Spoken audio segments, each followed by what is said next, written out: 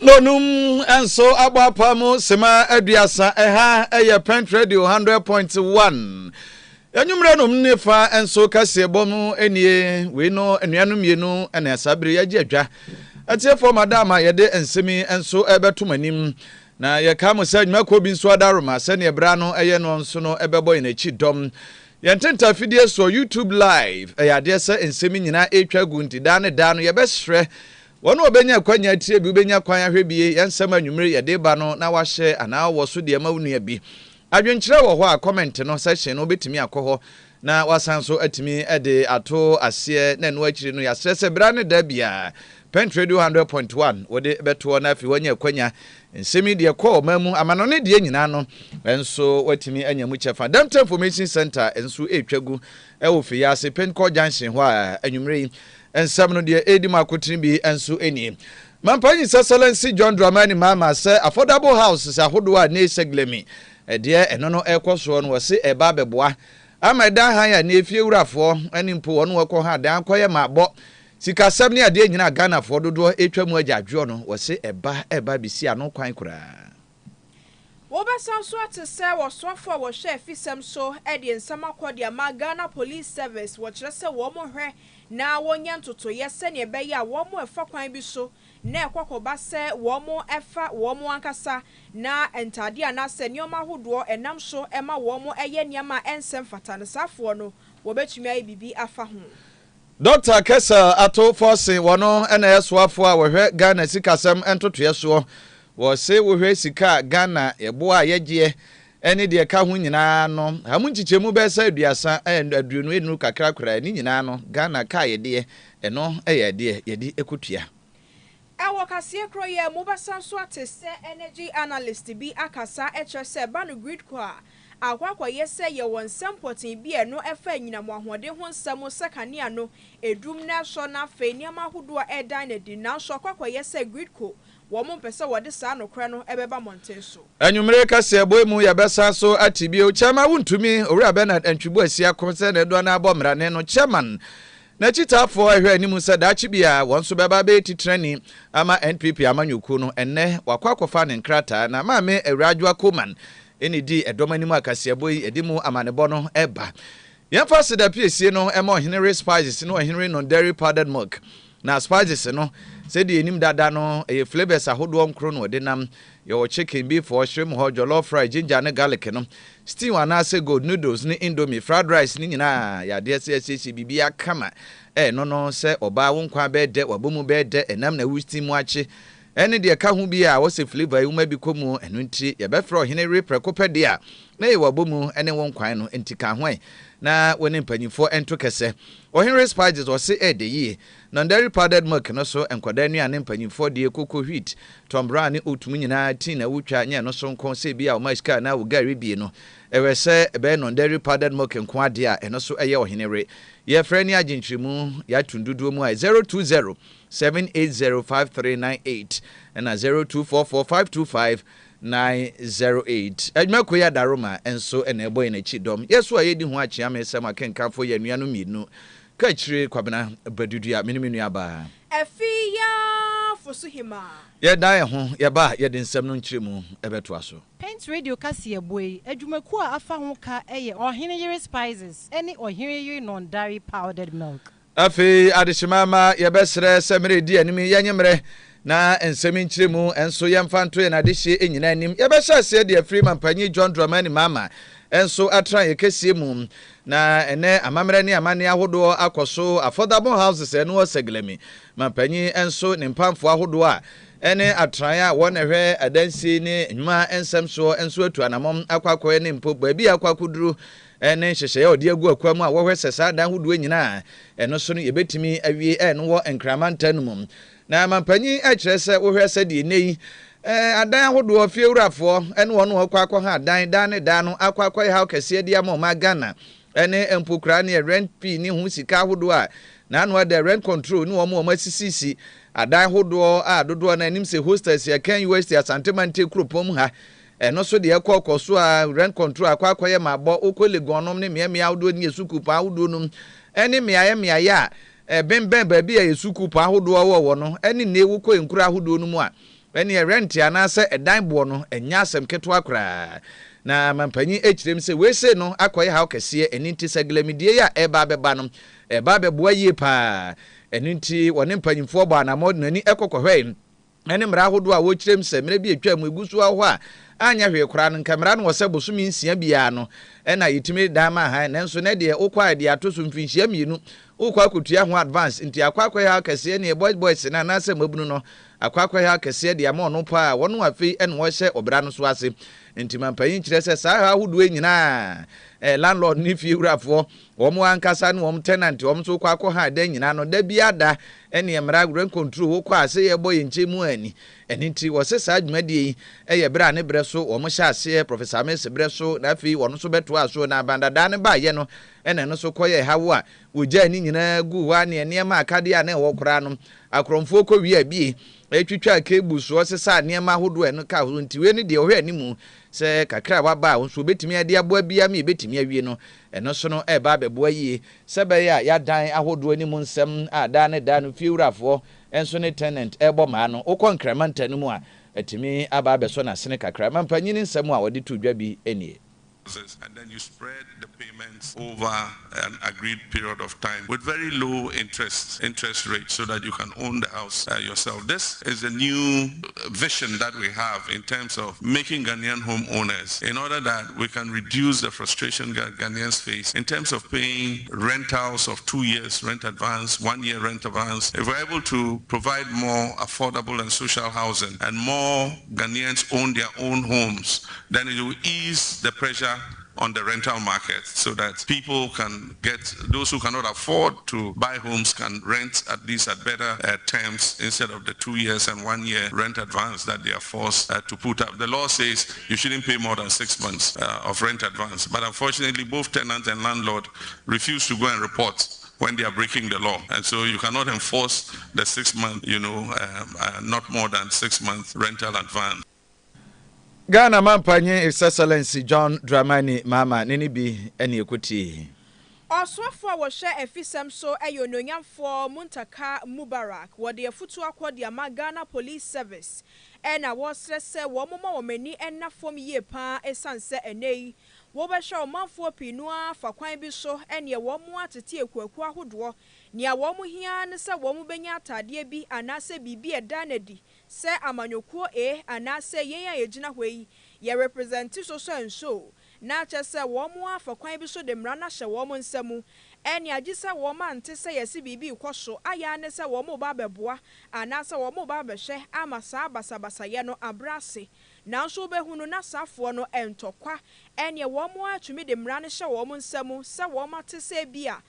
kromfo bi wo kwakwa bibi wo baabi wo mo fa ho no mo ana wo te pepepe eni wo frɛ wo mo ho a na chese nipa kro no se wo ma nto angu ne so amo no ana eni wo bɛyɛ wo no nso na wo de ayɛ no eno ena wo panyini Muntaka esre aposifo se wo mo mani na ho pa e wo sa dwumadi a wo manfo pinua sabrei wo mo guso etu so anamon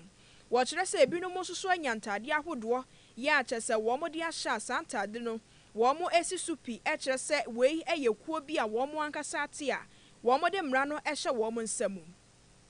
wo panyi kasamu ena wo kire se wo besre esanse ye hwe no Ghana mamramu ni titiru pa eba no eye asoye anase fa ehwe posifo dwumadi ahodo mu enempo eba no se wo bia ye bone ne ye kokochi nipa kro no a ye hwe sa mamrani mu a ba bia ni wo a kire se wo bi e wo tumi se wo no ankasa nipemu wo de mra ne be hye ne nsamu se nipa kro a wate se wa ye bone no mate se nipa yi wa ye bibi se wa anya de ntimi ankasa ma ebo no anase mia ma etwi na so wose enye sakra na TNT ehun behia se Ghana Police Service wo mo behwe na sa suban ye binum afiase etu so anamon no wo mo behwe sanse ba no wo mafamu a wo mo pa na sa dwumadie ehye wonom ensa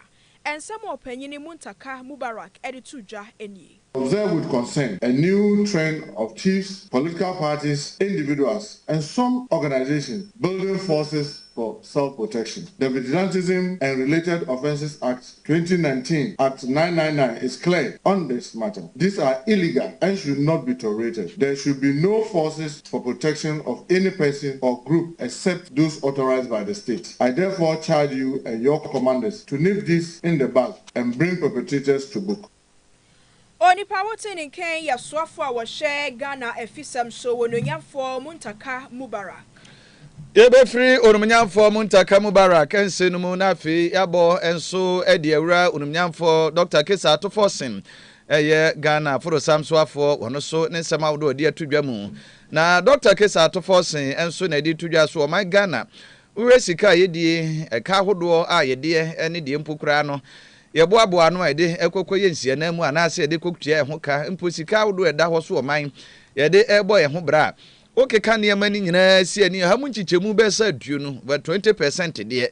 revenue ni nyina brimbe ka say debt servicing no enkane na ye 50% ha mu nchichemu be sa duo no 50% no ne yede kokutua sa ka ni nyina no wo se wo hwe abanada ne bre so ana ye ka yede da ho firi nkroma bre so ne abua ba uja kakra to wo ne ade ne mum de twa mu na anu de okire mu aye ne kase pa na wo hwe akade kakra ye wo ne de ye bedu betuatua ne de de bekumu ankane no ha mu nchichemu be se aduo no 50% eni sa 50% ya ebeka no o ma no mpempena ne ni esika ewo nyina no ye de 50 no ekokutua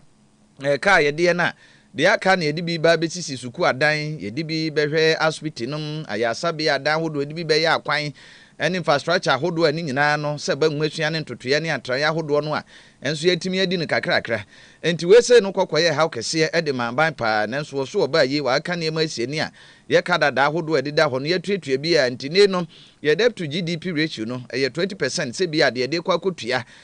kai no eda ho enka ne de a na ye 50% ana se sika ne ebu mu fa ne de ha tua kamfa no to si we no ebebie kwan enso ede ama oman Ghana enkoye hawo nhye bebre ma metoye so se da ne da no ka bi eda ho a yentua yentie no sika ede bebo ma no ho bra ye de bi besi adan be yi akwan hospital no mapom ne ho nsem mu masua mu ye be firi mu na no so kra se bi agoka se mu se de bi awurawura mu na fe ye de saafa ne nyina kwa kotuatua ka no ebe ma sa nhye no so atimi ede afiri ho na honorable di nsem nyina de tudwa wa bra na oman Ghana ne bejo maban no ede ensa hye entiase apam ahodo bi so ase na intie ne nsem a Dr. Kesa Atofosin enso ejina mu ede to eye edwa. This particular agreement is important because debt restructuring is not always about just the numbers. It has to do with the people of Ghana and our citizens. It means less pressure on the national budget. And obviously, the people of Ghana will have an opportunity to experience more healthcare because we are reducing the amount we use to service the debt. And the people of Ghana will be able to see more schools, more roads, and more social infrastructure. Obviously, all of that will be built as a result of this restructuring that we are going through. For every Ghanaian, it means that more of our national resources can be directed towards improving lives rather than servicing unsustainable debt to levels where in the past we noticed that Ghana was spending about 55% of our national debt, national revenue just to service debt. That was the level we got to. When you are confronted with a situation like that, then it means that clearly you won't have opportunity to take care of public good. Public services will be the one that will suffer. Less schools, less hospitals, and less social care. And so today I'm proud to say that we have made some considerable progress. Today we are spending less than 20% of our total revenue to service our debt. And that obviously means that unlike the past, we can spend more and to take care of public infrastructure and social care. Ghana for the Sam Swap for Onumnyam for Dr. Kesa Atofosin Doc and so Nibi any equity. Panyi kwantrafo a wada Africa Sustainable Energy Center no eye Justice Ohene Akoto na wɔkyerɛ Ghana Great Company etwanitia sɛ Gridco akwakwa yɛsɛ wɔn wɔ nsɛm bi anaasɛ nneɛma ahodoɔ bi kɔ so ɛwɔ saa soɛ hɔ no mu akwakwa yɛsɛ wɔn mpɛ sɛ wɔde ba bɛto dwa na Ghanafoɔ anaasɛ obiara bɛte bi na ne nsɛm a wɔkan ne nyina so paa ne sɛ ɛnra sɛnea kanea no na esi so a obiara hu ne ɛyɛ ahomakye na ne ɛfoin a kyerɛ Ghana mantam ahodoɔ mu baabia ɛne esum kabi wɔkyerɛ sɛ akwakɔba sɛ ebia na bibikuro bi ɛwɔ hɔ no problem bi wɔ hɔ no mu a enam so esanse we na to so a eye emprenu a saade etumi asi ya achese o mamu ni nyina ba bia ye tum sa no wopanyi kire se kokoba se bia na ohaw bi wo ho anase niam bi koso wo sa so enimu a anke ho behia se gridco wo mo de ba betu dwa na Ghana fo ahu se ne ebetumi aboabo ye ho anase ebe bibia so ano a esense wo mbeye no kataso mwemu aso na eno so akwakwagye entre ha yenti nsemu a ohene akoto wode to nsemtrofo anim. I listened to what the minister spoke about that has to do with the reason for this blackout. I mean, he mentioned something that has to do with frequency, something that we've been expecting. And one thing that he mentioned, most importantly, has to do with the automatic tripping. So we think Gridco is not telling us something. I think Gridco should be more transparent on exactly what some of these things are happening. Let me take it back from the recent total collapse that we had. I came out saying it's likely an issue of frequency that was out of range, that we had a total failure. Gridco came out and then said it's a result of light, which I have my reservations for it. I believe Gridco was not telling us something. Now, and these are issues we have seen a number of. We have frequency issues where we've taken a number of loads from the system. The question we asking Gridco is, what are the lessons learned? Over the years, we've seen total blackout as a result of frequencies. What did we learn? Most of the time we are reactional, but we are telling Gridco to be more preventative so that we take preventative measures rather than sitting down and then being reactional. Kwantrafo Wada Africa Sustainable Energy Center no eye Owura Justice Ohene Akoto nene ena otiyi. Omaikana abedwaku a omohwe ya hye kwabadie animu ntutuye ensem so ne nkrata asem driver and vehicle licensing authority dodo na anim say DVLA. Nene wompanyimfo enso ebo amane ese license ahodo ana tumi krata obi betimi anya na watimi ade atwihyen ana wadi dwumaso ahodo bi a efa hyen wo no Omagana mu omo offices ahodo ni nyina ene betimi abase wo mo be print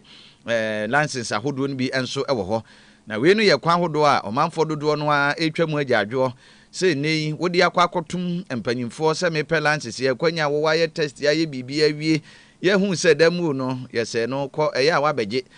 na sasem no nko a wa ba begye no etimi twafe ekomfie mienu ye so card ye print temporary one ye dia ma wagya aban so nyina kwam oduru ho no wapagya ne nsa no anyina eno so akwa bibio ho ye ya ye hwe we original no wagya sem bebre a droba fo atwam agyadwo a na emu no na DVLA chief executive officer onumnyamfo Julius na ekwekoti e dia todwa se decentralized system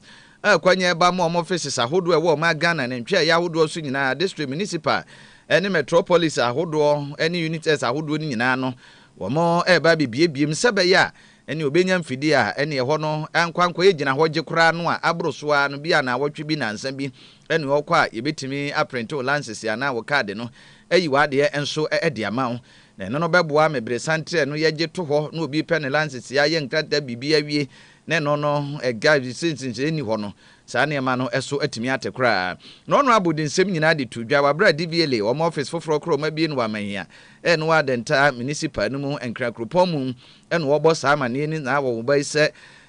dia complaints ahodo o manfo dia ba no a se driver license wo kwa akope ne no bredodo DVLA yemie ya yenko ye no saa ne ma no wo se etuo betwa kra nti wo se system foforo mo dia ba no endi atebre no ene nadodo ebedie no so kra nkanka first time applicant no nti se bia bi wo ne so mtimi nwie ya abroso akra ne bosome miensa na nipa no sa kan license kan bi abosome nwotwe bi kura afi ne agiri ukone ma ya de na be na da bia no esuo je temporary one nti ono abochiremu a we di atadwe Ghana fo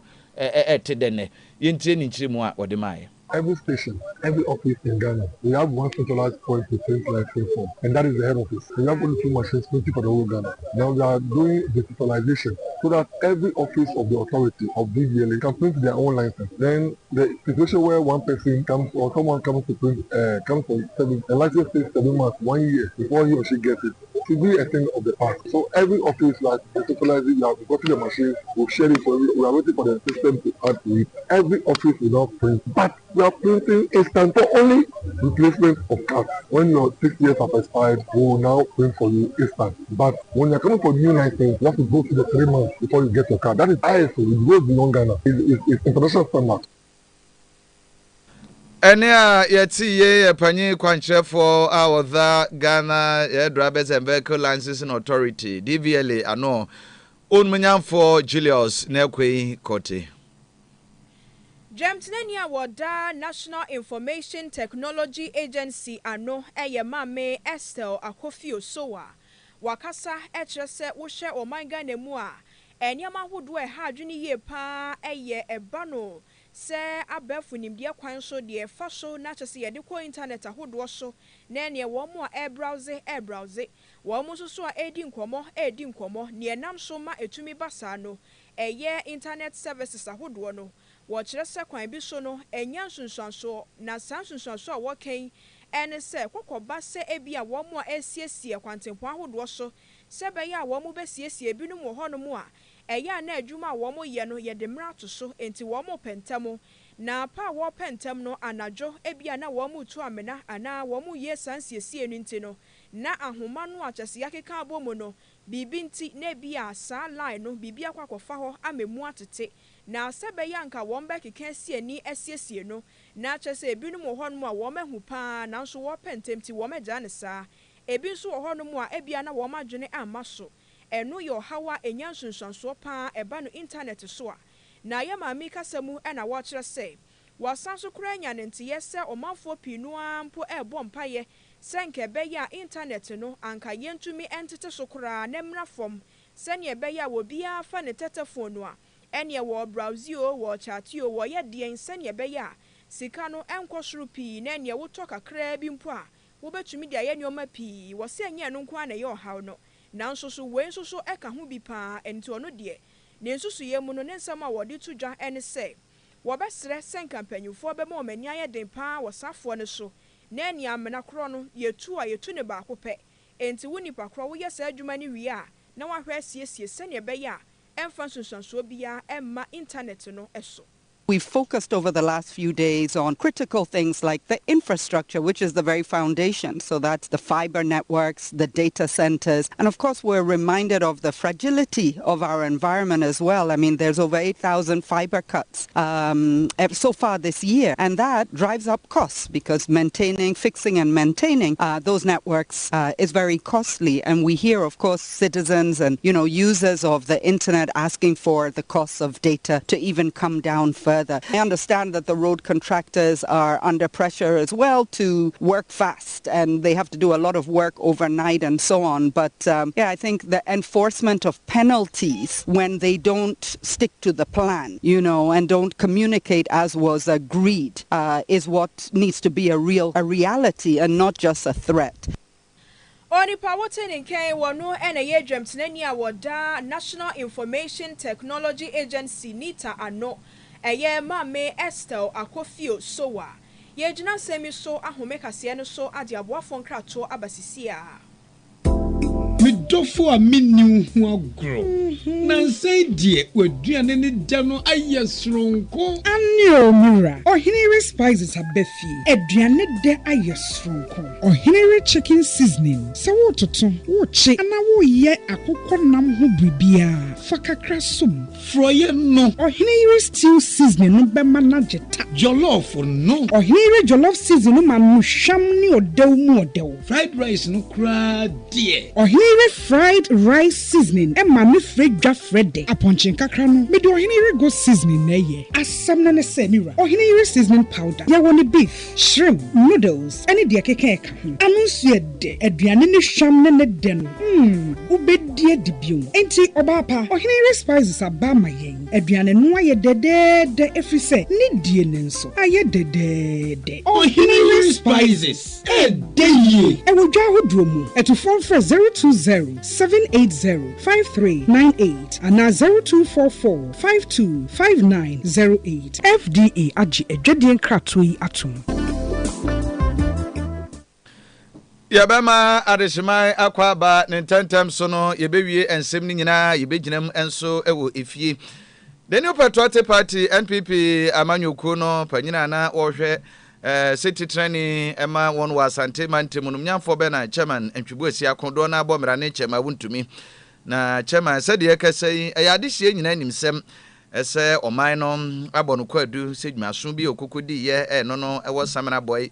kwambɔne so ekotu famagudie ase nsuo ni akade nyina nti kotu abusem finhia du no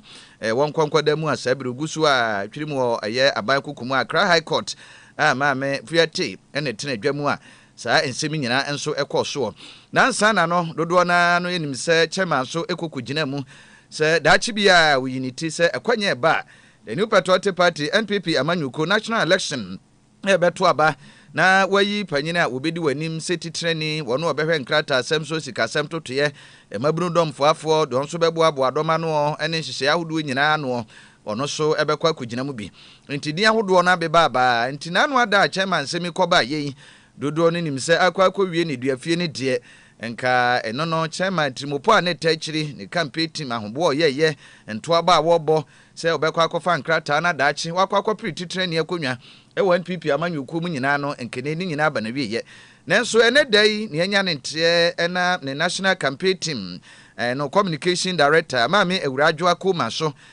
ni team ni nyina akwakopiem ewo national headquarters NPP amanyuku atran ya wokoya onante se ba ko ya bi nkrata mato se wono osefata so ba be fa nkrata na daachi wapridibira ahodo NPP amanyuku mu nyina no wono so ayi wonti a woba wa chairman Bernard Ntwibu asia ko chairman wuntumi edimu na no odi tudwa se wo mo ba ya no kure se de amansa te ye nsa pepepe wo ma ba be fa form so no na no nsentwerefo se na se obi anim de ato chairman woni dua fie se na beba amadaache watimi aba be gina bia ba be pre no so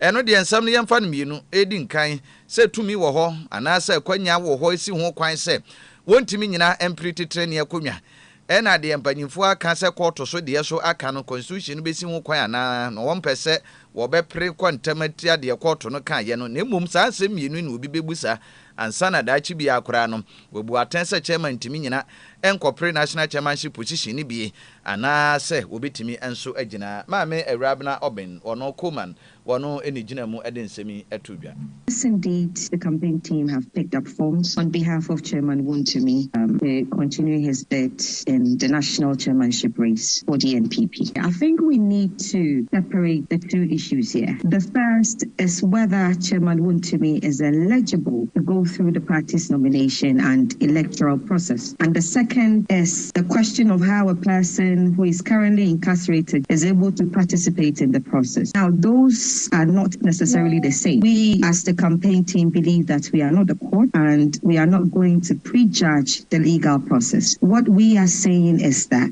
we've picked up the nomination forms because we believe that Chairman Wontumi should be able to have the opportunity to go through the party's established processes. If there is a legal or constitutional impediment to his candidature, we believe that the appropriate party or competent authority will definitely determine that in accordance with the rules. But politically, we believe that his incarceration will automatically not be equated with the end of his political ambitions. Enia yeko ekotie ye enso maame Ewurabna Koman wono ene bedwam kasama fo ba no dani ema chema wuntumi ye ne campaign etim no adishima ma ebegina so na yenwumre no ne fa ekasebo ye de nsem ni nyina enso asi na de edi mu akotiri bi enso ene se mampanyi John Dramani mama se ne seglemi affordable housing no ekoso no eba bibia wi a ebeboa yie amankramantamu amanfo ada ne da fie wurafo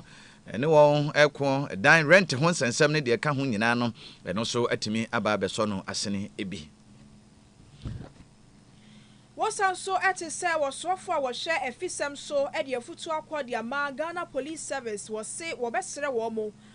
mani enye den pa wo mo a wo fa kwan bi so de mra no e hye wo nsem na wo bi a osusu se wadi bone no wo mo ebusa ni pakro no. Henry Spices no Henry non dairy powdered milk on adaroma and a boy chi dom na spices no flavor chicken wo beef for shrimp or jollof rice or ginger and garlic ni na steamed goat beef noodles ne fried rice de no and wo Henry adaroma ejina brane nti e bon marane se e de yi oba wo nkwa be de omomu be de bibia wo steam nam kama bia no e wo se wo Henry Spices de no nti ebi mpa ujade de bia da non-dairy powdered milk no so ya no special ano mofra ne mpanyimfo nyina obi adi bi mane ye ahone ne ewom no eyemu obi a eno nti se kokohwi tombra no mtin otu na wutwa mpampa nkoda nuane awodo nyina ɛwɔ sɛ bitimi kom ɛno nti ofrɛ yɛ na yetu akɔtɔn yɛ shops ahodoɔ ankrankre no bibia no ahoma no yɛ 0207805398 na 0244525908 yɛmfa se da PC ni bi enkoma newsroom ame amaboama na daroma ena ensam samfo panyini ono so esa mu bo akire ema yede ebeda mo yenu akwabena owusu aduomi kwabena so gina mu tententen die from production no ono ena bo yachi do man semi yetumi ede by damte information center semi fa no live over fia se Penco junction no santemantem mu na nya no sonko yenu atone gates wonso eboa yi a intenta fidie so nyina YouTube page no wona bra no don hwɛ du no 9 ye gina mu enso edi ekopi mu yenso edi nsɛm chiame ɛyɛ nua no mienu KAKYIRE Badu ya menu aba aFIA FOSUHEMAA bema de hye nyina mo ani tia enyado